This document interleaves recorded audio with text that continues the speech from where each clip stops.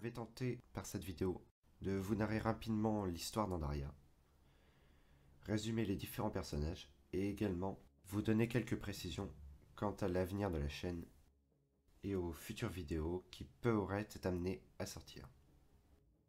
En ce qui concerne l'histoire du monde, il faut savoir qu'au commencement, on avait toutes les énergies indifférenciées qui étaient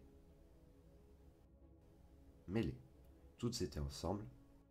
L'énergie était vraiment libre. C'était une énergie que personne ne pouvait contrôler. Certains développaient toutefois des pouvoirs de contrôle moindres. Il y avait également dans cette période de nombreuses guerres, mais aussi la présence d'esprits que certains jugeaient supérieurs, les essences. Ceux-ci étaient au nombre de 6. Il y avait Ixenal, l'essence du savoir, Aikal, l'essence de l'espoir, Eikal, l'essence de la brutalité, Ikial, l'essence de l'énergie, Oyal, l'essence de la mort, Faïsial, l'essence de la fécondité. Ces 6 essences disposent chacune de 3 formes. Une forme éthérée, c'est-à-dire qu'elles peuvent se fondre à travers les murs, devenir moins que de la matière, disparaître, se fondre dans le néant. Une forme plutôt humanoïde, ainsi qu'une forme de phénix. Chacun avait une couleur. Ixenal, qui était l'essence du savoir, était le phénix violet, Aikal était le phénix blanc, Eikal le phénix rouge, Ikial le phénix bleu, Oikal le phénix noir et Faïsial le phénix vert. Les essences sont des produits de l'énergie brute, de l'énergie indifférenciée. Mais elles évoluaient sans se soucier des autres peuples en Andaria. Certains disent dans les écrits que les peuples d'Andaria sont la descendance de ces essences. Toutefois, un jour, l'histoire d'Andaria bascula. Un groupe de mages ambitieux s'assembla et lança le premier sortilège conscient. Ils combinèrent chacun leur faible pouvoir sur les énergies pour pouvoir lancer un sortilège d'une très grande ampleur.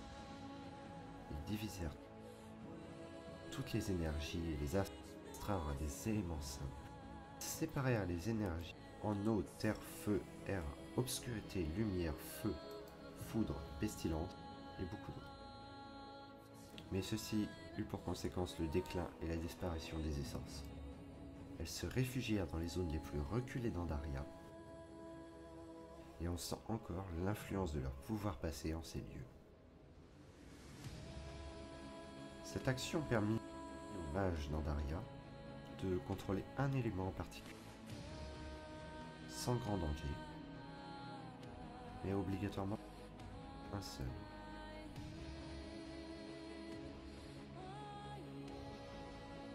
Malheureusement, ceci introduit également ce qui allait signer la fin de cette terre. Une partie de l'énergie était nommée l'énergie brute. C'était une énergie que personne ne pouvait manipuler, même les mages, lorsqu'ils astreinrent les énergies, ne parvinrent à la diviser.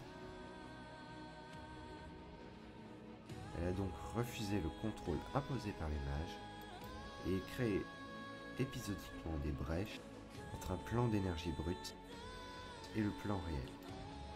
C'est de ces failles que se sont extraits les premiers démons.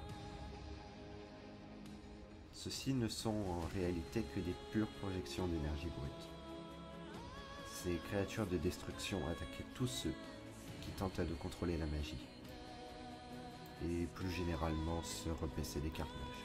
Les peuples d'Andaria les combattirent pendant des siècles durant. Le pacte des 7 fut passé en cette période entre 7 factions d'Andaria dans le but de lutter contre la menace démoniaque. Un second groupe de mages, commandé par Emiya, Naiwi de l'eau, renforça le premier sortilège et construisit le temple des cristaux brisés. C'est un temple situé dans une faille profonde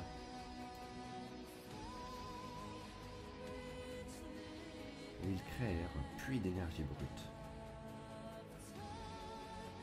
Une brèche entre le monde réel et le monde des énergies. Ils y invoquèrent Archéol, un esprit formé d'énergie pour régir la brèche, dans le but de laisser l'énergie brute circuler librement, sans toutefois détruire Andaria. Archaon était formé de l'esprit d'Ymia, qui périt dans l'acte d'ouverture de la brèche. Mêlés à de l'énergie brute, les essences sortirent chacune de leur retraite et s'avancèrent jusqu'à Archaon. Ils se placèrent autour de lui et restèrent pendant des siècles durant à le veiller alors qu'il était au bord de ce puits de destruction. De ce puits d'énergie, les essences tirèrent l'énergie nécessaire pour leur survie. Les démons, qui étaient une manifestation de l'énergie non libre, n'étaient plus.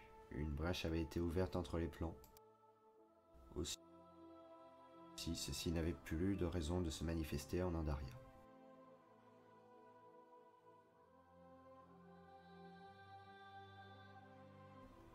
Les années passèrent et un groupe d'Aiwi et d'humains ambitieux décidèrent d'affronter les essences pour s'emparer de leur pouvoir.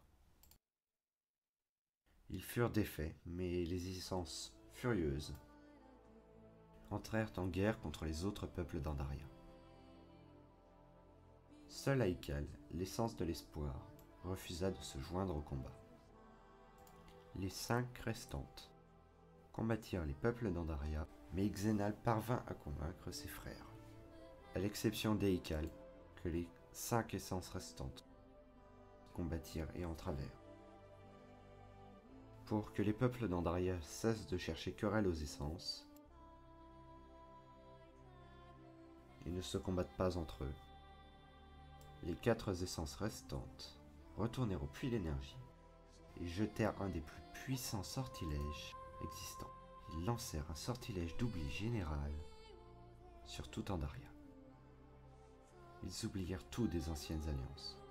Les Exodars, les humains et les Aiwi furent pendant longtemps en guerre, avant de cesser les hostilités et d'instaurer une trêve.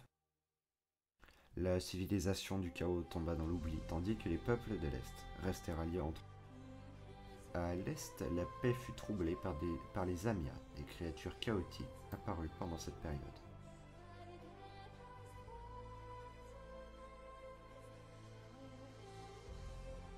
Les peuples, des Aiwi, des humains et des Exodars s'allièrent pour faire face à cette nouvelle menace.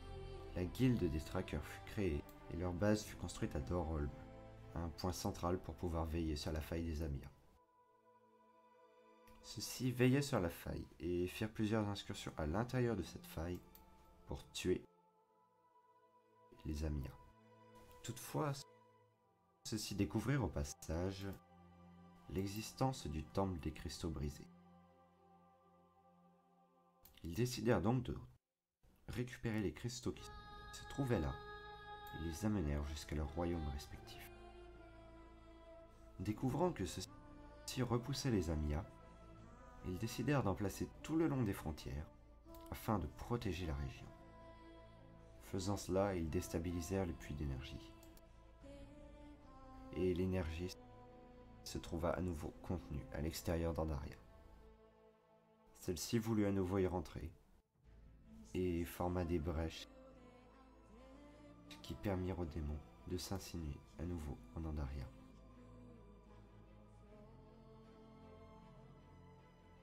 Eikal, qui est l'essence de la brutalité, se trouvant en présence d'une entité démoniaque particulièrement puissante, les deux fusionnèrent, l'entité apportant l'énergie brute et l'essence apportant son savoir, son contrôle de l'énergie, son immortalité, sa soif de revanche envers les peuples d'Andaria.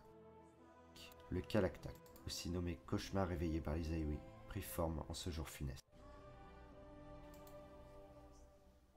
Sous l'emprise du Kalaktak, les démons, qui étaient désorganisés, s'assemblèrent et formèrent de puissantes armées. Sigurd, qui était un tracker à l'époque, ainsi que quelques autres de ses compagnons d'armes, éveillèrent Aikal, qui accepta de combattre aux côtés des peuples libres d'Andaria. le Kalaktak fut entravé dans une dimension énergétique une première fois. Et l'essence de l'espoir s'entrava elle-même dans cette dimension, au terme d'un terrible combat. Haikal revint en Andaria, quelques siècles plus tard. Celle qui incarnait l'espoir n'était plus, rendue démente par les siècles passés dans la dimension énergétique. Bloquée à mi-chemin entre ces trois formes, l'essence de l'espoir réapparut 1 an avant le Kalaktak qu'elle affronta à nouveau. Toutefois, Haikal, présent en le démon ancestral, ne se laissa pas défaire une fois de plus par l'essence démente. Il l'anéantit et Haikal disparut. Jamais on ne put retrouver une trace d'elle, bien qu'une essence soit théoriquement immortelle. Namgar, un roi humain, mena plusieurs guerres contre les démons. Épaulé par la guilde des traqueurs, devenus des chasseurs de démons renommés, Yae, Sigurd et Tragan, 3 grands chasseurs de démons, aidèrent Dangar à repousser les démons à 6 reprises. Lors de la 7e bataille, un homme masqué, entièrement vêtu de noir, se présentant sous le nom d'Avakatron, s'attela, avec les 3 autres traqueurs, à une énorme tâche. Ils entravèrent le Kalaktak afin qu'il ne puisse plus menacer Andaria. Ils parvinrent à l'entraver, un espoir naquit à nouveau dans le cœur des peuples d'Andaria.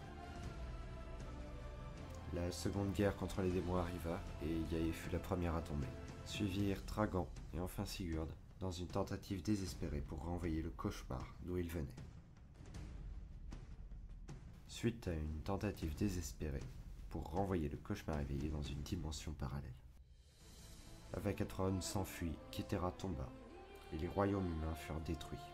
Luanalia, la petite fille de Sigurd, constata l'inopérance des cristaux protecteurs qui avaient été placés tout le long des frontières et qui avaient été ramenés du temple des cristaux brisés. C'est dans ce contexte apocalyptique que nos compagnons se sont retrouvés à la frontière du royaume Eyue et qu'ils rencontrèrent Luanalia. La compagnie est composée de 4 personnages. Le premier étant Erin, qui est un puissant exoda. C'est un paladin qui a été promu avant la chute de Ketera. Il est incarné par Mael. Cet exodar a donné une partie de son esprit à la lumière, et il défend une cause certes noble et juste, mais il est plus animé par la vengeance que par la raison. Roderick, quant à lui, est un prêtre de l'eau. Recueilli par un prêtre lors de sa petite enfance, ce personnage, joué par Axel, bien que d'apparence innocente, aime pourtant les maisons de plaisir et présente des difficultés à supporter les autres peuples que les humains. Ickfes, quant à lui, est un guerrier du sang. Joué par Alexandre, ce personnage aux origines inconnues est lui aussi animé d'une profonde rage envers les démons. D'un naturel taciturne, il s'épanouit réellement dans le carnage. Toutefois, entre tous, Aedian reste le personnage le plus chaotique, ayant dévolé une partie de son esprit à l'énergie brute. Oscillant sans cesse entre raison et folie, le néogicien, incarné par Thibaut, est animé par la vengeance envers les démons. Il n'hésite également pas à voler pour arriver à ses fins.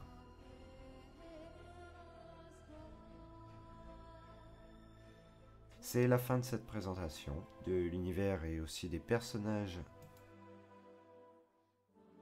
que vous allez suivre durant les différentes sessions du jeu de rôle. Sinon, au niveau des autres projets sur la chaîne, je prévois de lancer de petites chroniques où je raconterai l'histoire d'Andaria. Par épisode, des épisodes d'environ 5 minutes où je raconterai une particularité d'Andaria. Je m'intéresserai à un personnage, un aspect de la magie, que j'expliquerai. En espérant que le jeu de rôle vous plaise, je vous souhaite à tous un bon voyage. Et restez aventureux car c'est là la clé de la survie.